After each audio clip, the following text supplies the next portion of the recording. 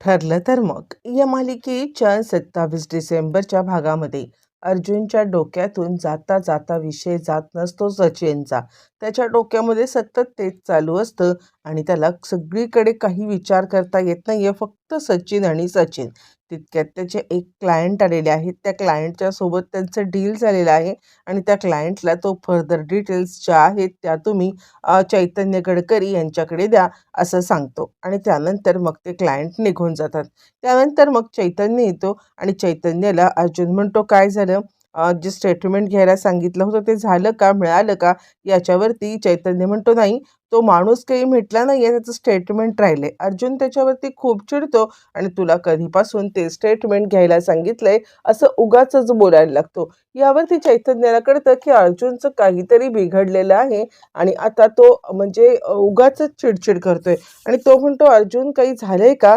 तुला काही गोष्ट खटकले का? म्हणजे तुझं डोकं दुखतंय का? तू असं का वागतोयस?" यावरती अर्जुन म्हणतो, "नाही, काही नाही. तू या केसवरती काम कर जा आणि सगळ्या डिटेल्स आण जा शोधून." असं म्हणत तो आता चैतन्याला काहीच बोलायला नकार देतो आणि त्यानंतर चैतन्याला पुढच्या डिटेल्स आणण्यासाठी सांगतो. त्यानंतर त्याला आता विचार येतो, काय करू? म्हणजे आता हे सगळं सत्य जे आहे अस्मिताताईचं, ते आता सायलीला सांगू, नको सांगू, असं त्याच्या डोक्यामध्ये विचार चाललेला आहे. आणि त्याच वेळेला त्याला आता सायलीचा कॉल आलेला आहे. सायलीला कॉलवरती तो आता काहीच बोलत नाहीये, पण डोक्यामध्ये अनेक त्याच्या विचार चालू आहेत आणि सायली त्याला घरी कधी येत आहे असं आता विचारत आहे. तोपर्यंत इकडे आता अस्मिता खूपच उदास आहे. तिला आता काही खायला नको आहे, तिला काही कॉफी नको आहे आणि ती सांगते, "माझी काही इच्छाच नाही आहे खाण्यापिण्याची." त्यावरती कल्पना म्हणते, "अगं, तुझी इच्छा नसली तरी तुला खायला पाहिजे ना. आता तुझ्या इच्छेने थोडी चालणार आहे." पण अस्मिता थोडीशी उदासच आहे. कारण सचिन नसल्या कारणाने तिला जरा उदासच वाटते. पण हे सगळं होत असताना लगेचच सचिनची एंट्री होते आणि अस्मिता खूपच खुश झालेली आहे. "सचिन, तू आलास?" असं म्हणत ती आता सचिनला जाऊन लगेचच बिलगते आणि ती सांगायला लागते, "अरे, खरंच तू अचानकपणे कसा आलास?" आणि ती धडपडत उठायला लागते. तर सचिन तिला ओरडतो, "काय वेड लागलंय का अस्मिता? अगं, असं धडपडत का उठतेस तू? कसं आहे ना, सावकाश उठायचं, उगाचच घाई आता ताईपणा नाही करायचा." असं म्हणत तो तिला ओरडायला लागलेला आहे. आणि त्यानंतर मग आता लगेचच ती सचिनला येऊन बिलगते आणि "सचिन, सचिन" म्हणत त्याला आता छानपैकी मिठी मारते आणि त्यावरती सचिन तिला सांगतोय, "हो, हो, तुझ्यासाठी मी आलेलो आहे. काहीही घाई करायची कारण नाहीये." यावरती ती म्हणते, "खरंच तू आलास ना, मला इतकं छान वाटले." असं म्हणत ती त्याला बिलगते आणि त्यावरती तो म्हणतो, "मग माझ्या बायकोला माझी गरज आहे आणि मी येणार नाही असं कधी होईल का? बघ मी आलोय की नाही." यावरती लगेचच आता इकडे अस्मिता सांगते, "सायली, अगं, ते तू सँडविच बनवतेस ना, ते सँडविच बनव. सचिनला ते सँडविच खूप आवडतात आणि मी सुद्धा खाईन." असं म्हटल्यावरती सायली म्हणते, "हो, काहीच काळजी करू नका. मी लगेच सँडविच बनवायला घेते." आणि त्यानंतर मग आता सायली सँडविच बनवायला घेते. अस्मिता खूपच खुश असते. सचिन सांगतो, "तू बस, मी जरा फ्रेश होऊन येतो." असं म्हटल्यावरती लगेचच सचिनवरती आता फ्रेश होण्यासाठी गेलेला आहे. आणि त्याच वेळेला आता इकडे कल्पना म्हणते, "बरं झालं तू आलास ते. म्हणजे खरं सांगायचं तर तुझ्या येण्यामुळे अस्मिता खूपच खुश झालेली आहे." असं ती त्याला सांगत आहे. बरं, हे सगळं चालू असताना सचिन वरती गेलाय आणि अस्मिता इकडे आता टोस्ट झालेली आहे, म्हणजे तिचे सँडविच झालेले आहेत आणि तिला आता सायली सांगते, "अस्मिताताई, तुम्ही सँडविच खाऊन घ्या बरं." अस्मिता म्हणते, "भूक तर मला लागलेली आहे, पण थांब, सचिनला येऊ दे. सचिन आल्याशिवाय मी काही खाणार नाहीये." यावरती कल्पना म्हणते, "वेडी गं वेडी." असं म्हणत तिची थट्टा मस्करी चालू आहे. तितक्यात तिकडे अर्जुन आलाय आणि त्यावरती सायली सांग, "तुम्ही सुद्धा वॉशरूमला जाऊन या, हातपाय धुवून घ्या, म्हणजे कसं आहे, सँडविच तयार केलेले आहेत ते तुम्हाला पण देते." यावरती अर्जुन सांगायला लागतो, "100% मला खात्री आहे की हे सँडविच बनवायला सांगितले असतील अस्मिता ताईने, बरोबर ना?" यावरती सायली म्हणते, "हो, हो, 100% अस्मिताताईंनी हे सँडविच बनवायला सांगितलेले आहेत." असं म्हटल्यावरती मग आता लगेचच इकडे अर्जुन सांगतो, "लवकरात लवकर मी पटकन फ्रेश होऊन हातपाय धुवून येतो." असं म्हटल्यावरती आता इकडे अर्जुन जाणार. तितक्यात तिकडे सचिन आलेला आहे आणि त्यानंतर अस्मिता पटकन म्हणते, की "अरे, सचिनला सँडविच आवडतात ना, म्हणून मी सायलीला सचिनसाठी सँडविच बनवायला सांगितले. त्यानिमित्ताने मी सुद्धा खाईन." ये ना सचिन, असं म्हटल्यावरती आता इकडे अर्जुनकडे सचिन पाहतो आणि त्यानंतर अर्जुन म्हणतो, तुम्ही आलात सुद्धा? यावरती तो म्हणतो, हो, अस्मिताला माझी आठवण येत होते ना, म्हणून म्हटलं लगेचच यावं. यावरती अर्जुन त्याच्याकडे जरा संशयित नजरेने प्रेक्षकांनो पाहतोय आणि आता सचिन थोडासा गडबडलाय आणि त्यावरती मग आता अर्जुन सांगतोय, आता अस्मिताईला सोडून कुठे जायचं नाहीये आणि आता अस्मिताताईच्या सोबतच राहायचं आहे काय? यावरती तो म्हणतो, हो, हो. आता तर मी ना आमच्या सिनियरला कळवून टाकलेलं आहे, की काही झालं तरीसुद्धा मला माझ्या बायकोच्या सोबतच राहायचं आहे. माझ्या बायकोच्या सोबतच मी आता वेळ घालवणार आहे. कसं? असं म्हणत तो आता इकडे अर्जुनकडे पाहतोय. अर्जुन सांगणार तर नाही ना, त्याच्या डोक्यावरती टांगती तलवार आहे प्रेक्षकांनो. त्याला आता चिंताच वाटत आहे, की कधी अर्जुन पटकन काही बोलेल किंवा आता अर्जुन काही बोलला तर आपलं काही खरं नाहीये, असं त्याला सारखं सारखं राहून राहून वाटतंय. आणि तोपर्यंत इकडे आता नागराज विचार करतोय, या प्रियाचा काय ह्याच्यात फायदा असेल? म्हणजे आता ती महिपतसाठी एवढं हे करतीये, महिपत भेटावा म्हणून आता इतकं सगळं करतीये, किंवा आता तिचं नक्की चाललंय काय हे कळायला काहीच मार्ग नाहीये. तिचा काय स्वार्थ असणार आहे? ती स्वार्थ असल्याशिवाय कोणतीही गोष्ट करणार नाही, असा आता ती विचार करतोय. तितक्यात आता महिपतचा माणूस आलेला आहे. महिपतचा माणूस आल्यावरती मग लगेचच आता इकडे त्याला नागराज एक चिठ्ठी देतोय आणि सांगितलेल्या ॲड्रेसवरती ही पोहोचली पाहिजे, असं आता म्हणतोय. ज्या वेळेला हे सगळं चालू आहे तोपर्यंत सचिन सँडविच खायला बसलाय. अर्जुन सुद्धा आलेला आहे आणि त्यानंतर मग आता अस्मिता सांगते, सचिन खा खा. आणि त्यावरती आता इकडे सायली सुद्धा सांगायला लागते, सचिन भाऊजी अहो खा ना. यावरती अर्जुन म्हणतो, काही आग्रह करायची गरज नाहीये, त्याला ज्या वेळेला खावंसं वाटेल त्यावेळेला तो नक्की खाईल, असं म्हणत तो आता थोडासा रूढ बोलतोय. आणि त्यावरती सचिन म्हणतोय, आता न काहीही झालं तरी सुद्धा अस्मिता, मी तुझ्यापासून लांब बिलकुल जाणार नाहीये. म्हणजे कसं आहे ना, मी आता इथेच थांबणार आहे. यावरती अस्मिता म्हणते, खरंच तुला सुट्टी मिळणार आहे का, की मस्करी करतोयस? यावर तो म्हणतो, नाही, मी सुट्टी मागितली आणि मिळणार नाही असं होईल का? त्यांना सांगितलंय ना, की माझ्या बायकोला माझी आता गरज आहे. काही झालं तरी सुद्धा मी आता इकडून जाणार नाहीये. तू बिलकुल चिंता करू नकोस. प्रेक्षकांनो, इकडे आता साक्षी विचार करतेय, की त्या दिवशी सचिन जो गेला त्याने मला कॉलच केलेला नाहीये. हे काय चाललंय? म्हणजे आता अचानकपणे तो असा का निघून गेला? तिला आता जरा टेन्शनच आलेलं आहे आणि त्यानंतर ती थोडीशी गडबडलेली आहे.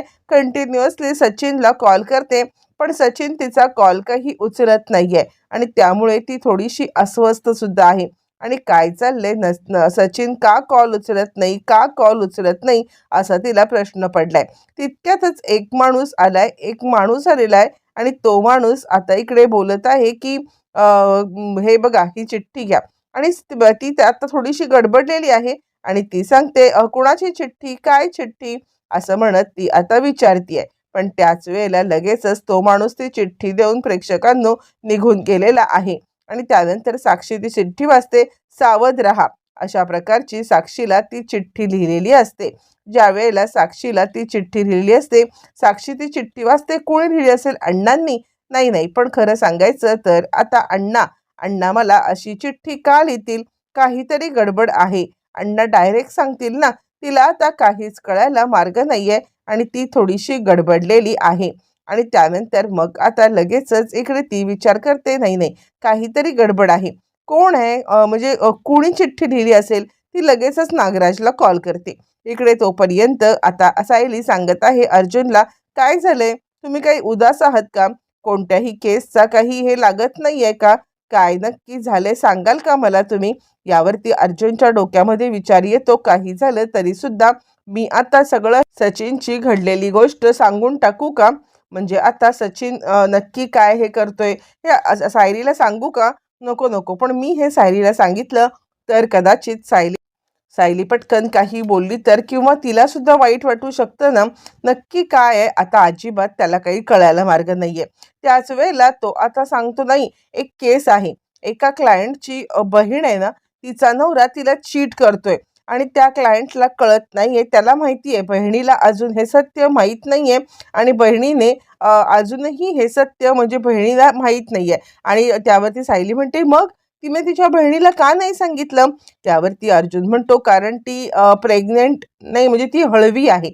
असं म्हटल्यावरती सायली आता सांगायला लागते, बरोबर आहे, तिला जर का अशा अवस्थेमध्ये कळलं आणि तिची अवस्था अधिकच खराब झाली तर तिच्यासाठी ते चांगलं नाहीये. बरोबर आहे क्लायंटचं तुमच्या, असं म्हणत ती आता अर्जुनच्या सोबत बोलत आहे. अर्जुनला काय करावं कळतच नाहीये किंवा अर्जुन या सगळ्यामध्ये आता थोडासा गडबडलेला सुद्धा आहे. आणि त्याचमुळे मग आता इकडे सायलीसोबत तो काही नीटसं शेअर करत नाहीये. आणि त्यावरती सायली म्हणते, मला काय वाटतं माहिती आहे का, आपण ना म्हणजे नागराज काकांच्या केसमध्ये सुमन काकूंची मदत घेतली तर.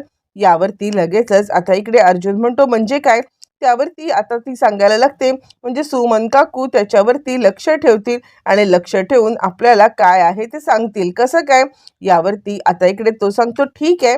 तोपर्यंत इकडे साक्षी प्रेक्षकांना खूपच गडबडलेली आहे आणि ती नागराजला बोलवते. ही चिठ्ठी कोणी लिहिली? अण्णा कुठे आहेत? मला तर काही कळतच नाहीये. आत्ता तर मला साधं पान वाजलं ना बाजूला तरी सुद्धा खूपच भीती वाटायला लागते. मला स्वतःलाच कळत नाहीये की नक्की माझ्यासोबत हे सगळं काय होतंय. यावरती अण्णा कुठे आहेत? नागराज काका तुम्ही तरी सांगा ना. यावरती नागराज म्हणतो, मला जर का माहिती असतं तर मी तुला साक्षी सांगितलंच असतं ना. तितक्यात ना आता दार वाजलंय प्रेक्षकांनो. दार वाजल्यावरती थोडीशी आता इकडे साक्षी गडबडलेली आहे आणि त्यानंतर मग आता इकडे ती सांगते की काका मला खूप भीती वाटते, मी नाही दार उघडत. यावरती तो म्हणतो, अगं घाबरतेस काय? जा, मी आहे तुझ्या सोबत, तू दार उघड बरं. असं म्हणत तो आता तिला दार उघडण्यासाठी सांगत आहे. त्यानंतर लगेचच ती दार उघडते. दार उघडल्यावरती आता इकडे तिच्या लक्षात येतं की कोणीतरी एक बॉक्स ठेवलाय. तो बॉक्स ठेवून ती घरात येते. ती बॉक्स ठेवून ती ज्या वेळेला घरात येते, रूममध्ये येते आणि ती म्हणते, काका हा कोणीतरी बॉक्स ठेवून बाहेर गेलं होतं. मग आता इकडे नागराजनेच त्या माणसाला पाठवलंय, सगळं नागराजचंच कारस्थान आहे. पण उगाचच नागराज आता आपल्याला काही माहीत नाहीये अशा पद्धतीने उगाचच बोलण्याचा प्रयत्न करतोय. आणि बघ बरं बॉक्स उघडून त्याच्यामध्ये काय आहे ते. असं म्हटल्यावर ती आता बॉक्स उघडते आणि त्याच्यामध्ये तिचा आता भूतकाळातले फोटो असतात. आणि ती म्हणते, याच्यात तर माझा भूतकाळ आहे सगळा.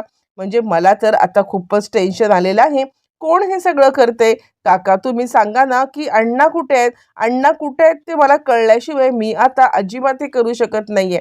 काका बोला ना, अण्णा कुठे आहेत? असं म्हणत ती आता बोलतीये. पण नागराज काय बोलणार? मुळातच नागराज आता तिला बरोबर घोळात घ्यायचं काम करतोय. त्यानंतर ती थोडी घाबरलेली आहे. इकडे आता अर्जुन म्हणतोय, तुझं म्हणणं बरोबर आहे, पण तरी सुद्धा सुमन काकूला आपण आता हे सांगणं कितपत योग्य आहे मला माहित नाही. सायली सांगते, मी काय केले माहितीये का?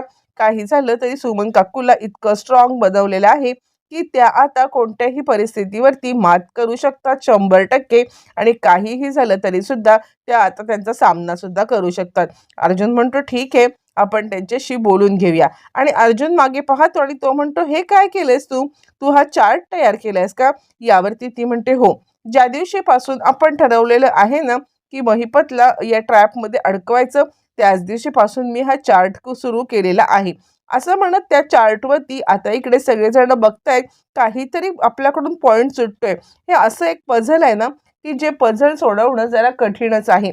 या पझलमध्ये अनेक गोष्टींचा आपल्याला उलगडा होताना दिसणार आहे. आणि त्यावरती आता इकडे सायली सांगते, हे बघा म्हणजे खरं सांगायचं तर ना म्हणजे मला तर कळत नाहीये की ज्या वेळेला प्रतिमात्यांची डेड बॉडी सापडली होती ना रविराज काकांना, त्यावेळेला तुम्ही बघायला हवं होतं त्यांची अवस्था. म्हणजे ते मानायलाच तयार नाहीयेत की प्रतिमात्या गेल्यात म्हणून. आणि तेव्हापासूनच हे सगळं सुरू झालेलं आहे.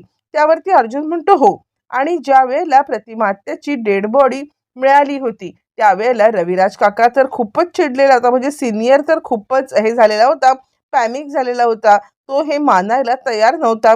म्हणूनच तर आता DNA टेस्ट करण्यात आली होती ना, म्हणजे तन्वीची आणि आता तिची DNA टेस्ट ज्या वेळेला करण्यात आली होती, पण ती प्रतिमा आत्याची बॉडी नव्हतीच. प्रतिमा आत्याची ती बॉडी नव्हती, तर मग तन्वीची आणि आता त्या बॉडीची DNA टेस्ट कशी मॅच झाली? म्हणजे ही कोणीतरी मॅनेज केलेली आहे ना. म्हणजे कुणाला तरी वाटत होतं की प्रतिमा आत्या गेले हे सगळ्यांच्या समोर यावं. पण असं वाटणारी कोण व्यक्ती होती? आणि कोण व्यक्ती होती जी हॉस्पिटलमधले DNA टेस्ट मॅच करणारी होती? या सत्यापर्यंत जर का आपण पोहोचलो तर कदाचित आपल्याला खूप मोठा आता क्लू मिळू शकतो. काय वाटते? म्हणजे काहीतरी महत्त्वाचा क्लू आपल्यापर्यंत नक्कीच पोहोचू शकतो. यावरती सायली म्हणते 100%.